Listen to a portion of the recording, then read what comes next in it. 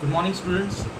आज हम लोग ज्योग्राफी के थर्ड चैप्टर यानी कि प्राकृतिक संरचना एवं अप्रवाह तंत्र, इस चैप्टर को लास्ट टॉपिक यानी कि ब्राज़ील की नदियाँ।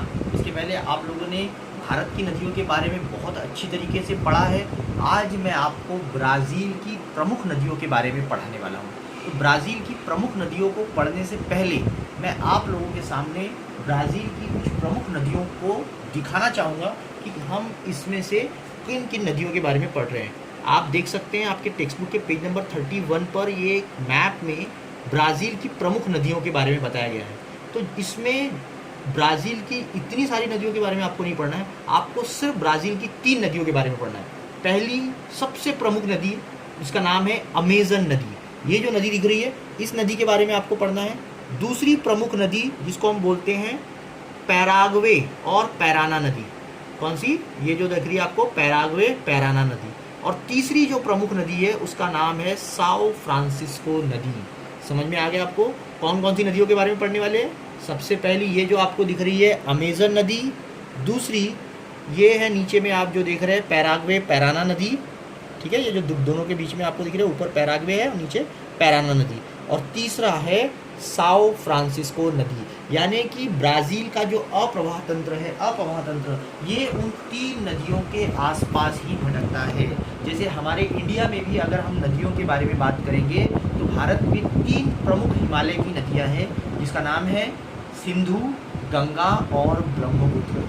तो आप जब भी नदियों के बारे में पढ़ते हैं तो हमें क्या बात ध्यान रखनी होगी कि ये नदियों का उगम स्थल कहाँ पर है, ये नदियाँ कहाँ से बहती हैं, इनकी सहायक नदियाँ कौन कौन सी होती है और ये कहाँ से जाकर कहाँ पर खत्म होती है। हम लोगों ने इसके पहले भारत की नदियों के बारे में पढ़ा है। भारत में आपने कौन कौन सी नदियों के बारे में पढ़ा, एक बार फिर से आपको बता देता हूँ। सबसे पहली नदी भारत की सबसे बड़ी नदी यानी कि गंगा नदी, उसके बाद सिंधु नदी और उसके बाद ब्रह्मपुत्र। तो आज हम लोग स्टार्ट कर रहे हैं ब्राज़ील की सबसे बड़ी नदी जिसका नाम है अमेज़न नदी। अमेज़न नदी इसका जो उगम स्थल है, जहाँ से ये नदी बहना स्टार्ट होती है, जहाँ से ये नदी निकलती है, ये नदी है पेरू देश के पास। एक पर्वत है जिसका नाम है एंडीज पर्वत।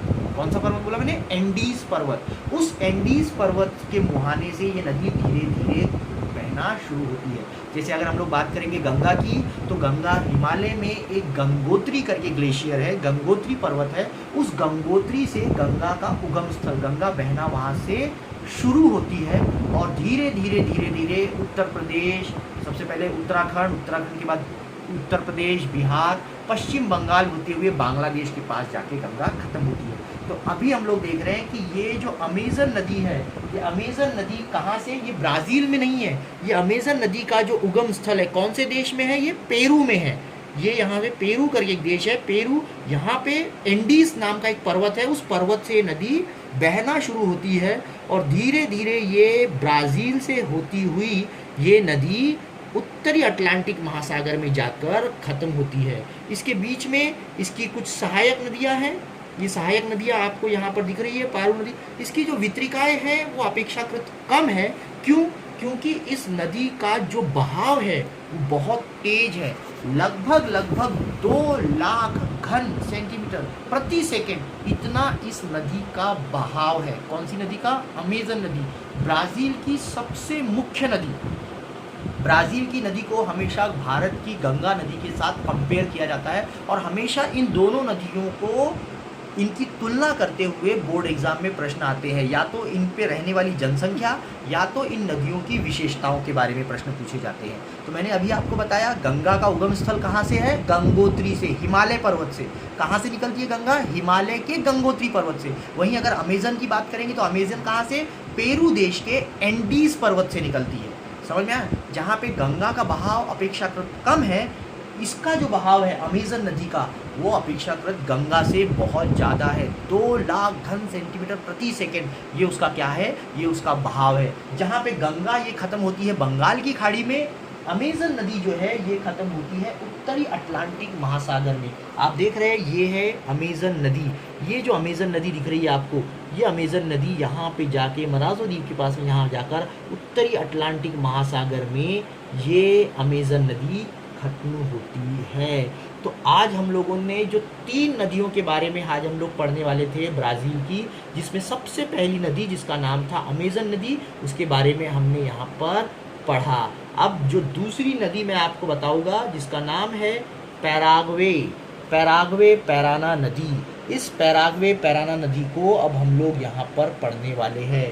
पैराग्वे पैराना नदी क्या है? पैराग्वे पैराना नदी जहाँ पर ये निकलती है, अमेज़न नदी जो निकलती है ये पेरू से, वहीं पर पैराग्वे और पैराना इसका अधिकतर भाग, इसका जो ढलान है वो है अर्जेंटीना, ब्राज़ील का ही एक पड़ोसी देश जिसका नाम है अर्जेंटीना। अर्जेंटीना से ये नदी जो है ये वहाँ से उसका फ्लो है, किसका? पैराग्वे बना। ये दोनों नदियाँ जो है आप देख सकते हैं पश्चिम भाग में, पैराग्वे पराना, ये दोनों नदियाँ ब्राज़ील के दक्षिण पश्चिम भाग में बहती है और ये दोनों नदियाँ अर्जेंटीना की प्लाटा नदी में जाकर मिल जाती है। यानी कि पैराग्वे पैराना ये ब्राज़ील की प्रमुख नदियाँ हैं, लेकिन आगे जाकर ये ब्राज़ील के पड़ोसी देश जिसका नाम है अर्जेंटीना, और उस अर्जेंटीना की एक प्रमुख नदी जिसका नाम है प्लाटा नदी, मतलब हम बोल सकते हैं कि पैराग्वे और पराना जो नदी है ये प्लाटा नदी की सहायक नदियां हैं, ठीक है। और उसी के साथ साथ ये दोनों जो नदियां हैं पैराना और पैराग्वा, ये उरुग्वे नदी जो है ब्राज़ील के दक्षिणी छोर में बहने वाली उरुग्वे नदी को, उसकी जो उच्च भूमि की दक्षिणी ढाल है, दक्षिणी ढाल से क्या करती है, इसकी जल की जो आपूर्ति होती है वो उरुग्वे नदी को होती है। समझ में आया आपको? मैंने अभी आपको कौन सी नदियों के बारे में बताया? मैंने आपको बताया पैराग्वे और पैराना। फिर से मैं आपको बता देता हूँ कि पैराग्वे पैराना नदियाँ है कहाँ। हम लोग मैप में एक बार देखने की कोशिश करेंगे कि पैराग्वे और पैराना नदी कहाँ पर है। देखे थे, ये है पैराग्वे पैराना नदी। पैराग्वे पैराना नदी मैंने आपको क्या बताया, ये दक्षिणी पश्चिमी भाग में बहती है। हमने इसके बारे में अभी आपको बताया, ये क्या है, दक्षिणी और पश्चिमी भाग में बहती है। साथ ही साथ ये यहाँ पर एक देश है, उसका नाम है अर्जेंटीना, ब्राज़ील का एक पड़ोसी देश जिसका नाम है अर्जेंटीना।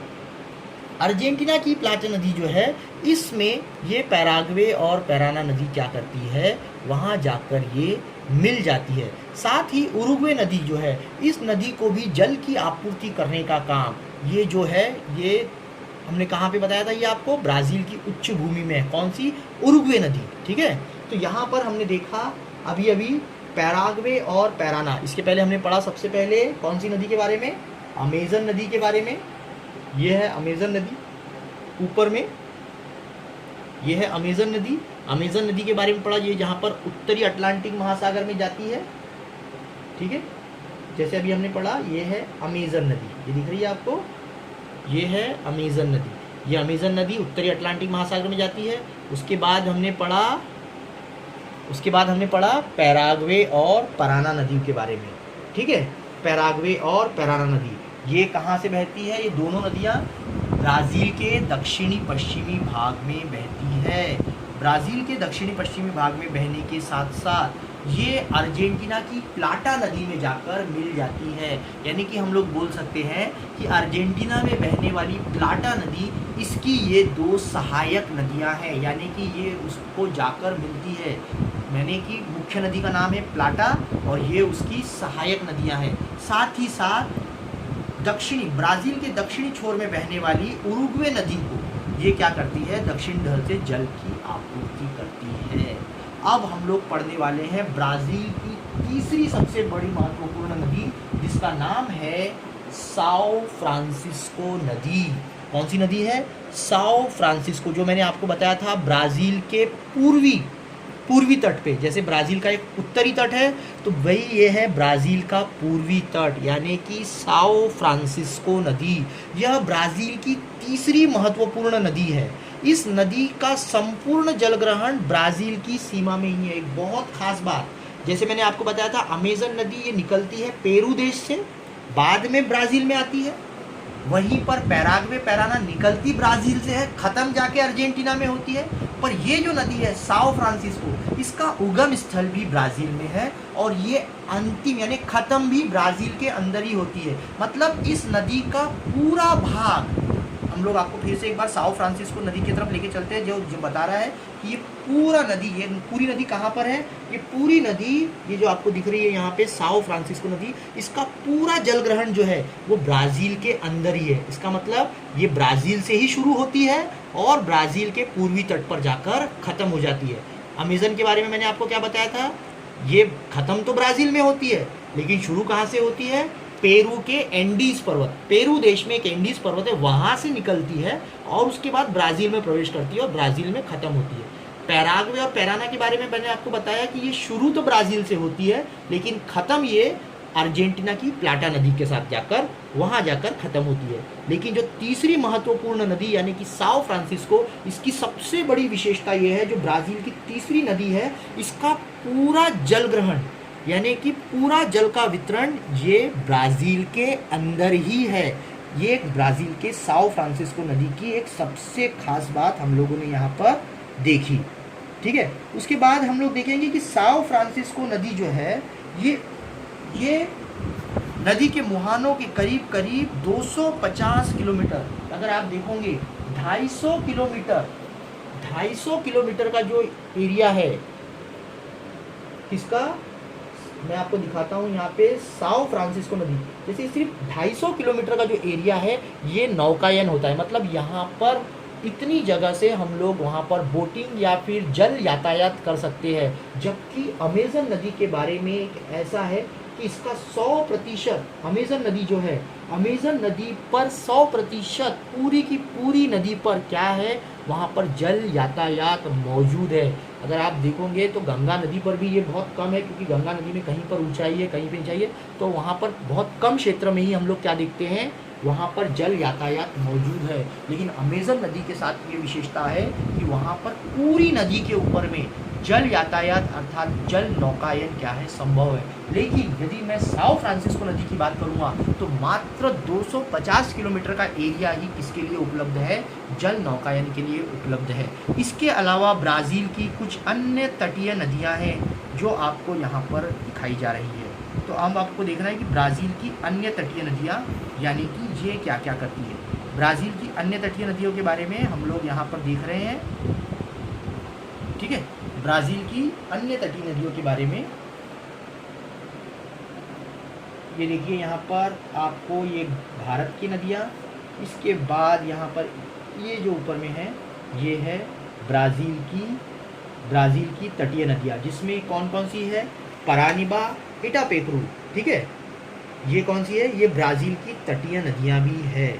और ये उसके आगे एक और नदी है जिसका नाम है पुरागुआकू नदी, जो कि सल्वाडोर के पास अटलांटिक महासागर में आकर मिलती है। तो आज हम लोगों ने कौन कौन सी नदियों के बारे में पढ़ा, तीन प्रमुख नदियाँ यानी कि अमेज़न नदी के बाद पैराग्वे पैराना नदी, उसके बाद में साओ फ्रांसिस्को नदी, जहाँ पे हमने बात की थी गंगा की, हमने बात की थी सिंधु की, हमने बात की थी ब्रह्मपुत्र की। अगर हम लोग उसको भारत के साथ उसकी तुलना, ब्राज़ील के साथ अगर उसकी तुलना कर रहे हैं, तो ब्राज़ील के साथ उन तीन नदियों की तुलना करते समय हमने देखा कि ब्राज़ील की तीन प्रमुख नदियाँ, जिसका नाम था अमेज़न, पैराग्वे पैराना नदी और साओ फ्रांसिस्को नदी।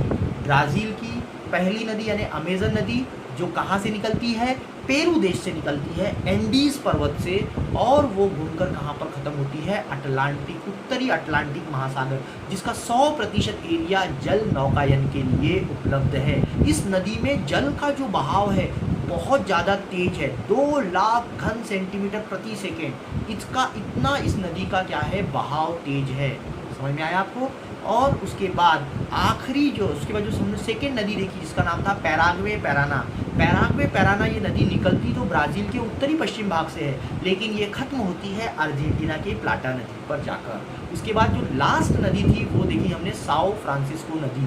साओ फ्रांसिस्को का मात्र 250 किलोमीटर का एरिया किसके लिए अवेलेबल है, ये है जल नौकायन के लिए। और इस नदी की सबसे खास बात ये है कि ये पूरी की पूरी 100% ये कहाँ पर स्थित है, ये पूरी की पूरी ब्राज़ील में। तो उम्मीद करता हूँ कि आज मेरे द्वारा पढ़ाए गए आपको तीनों वीडियोस, ब्राज़ील की प्राकृतिक संरचना, ब्राज़ील का अपवाह तंत्र ये हम लोगों ने इन तीन वीडियो के माध्यम से लिया। आपको ये पूरे वीडियो समझ में आए होंगे। फिर भी अगर आपको किसी तरह की कोई डिफ़िकल्टी है तो आप अपने क्लास टीचर के माध्यम से या अपने सब्जेक्ट टीचर के माध्यम से हमसे सवाल कर सकते हैं। उम्मीद है कि आपको हमारा लेसन समझ में आया होगा। धन्यवाद।